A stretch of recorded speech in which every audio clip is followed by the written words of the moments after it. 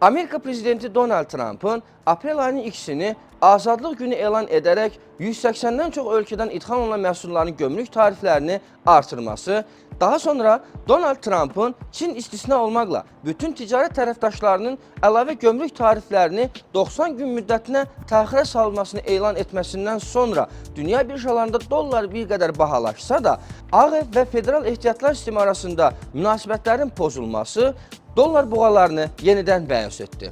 Hökumətə yaxın mənbələrin verdiyi məlumata görə hələ aylar öncədən ABŞ prezidenti böyük uğursuz, cənab çox gec adlandırdığı Jerome Powell'u vaxtından əvvəl vəzifəsindən uzaqlaşdırmaq məsələsini müzakirəyə çıxarıb. İddialara görə Trump'ın yeni namizədi Fed'in köhnə sədri Kevin Warsh'dur.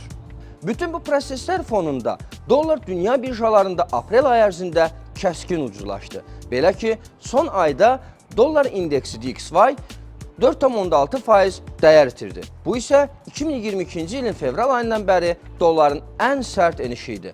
Avro-dollar məzənnəsi və funt-dollar məzənnəsi müvafiq olaraq 1 dollar 15 sent və 1 dollar 34 sent hədlərinə qədər bahalaşdı.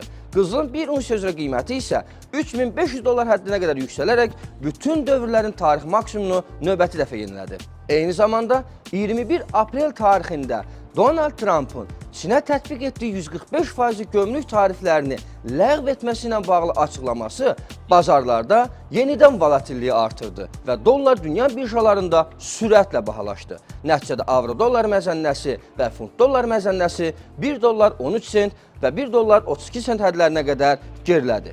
Qızılın bir unsiya üzrə qiyməti isə 3283 dollar hədlərinə qədər gerilədi.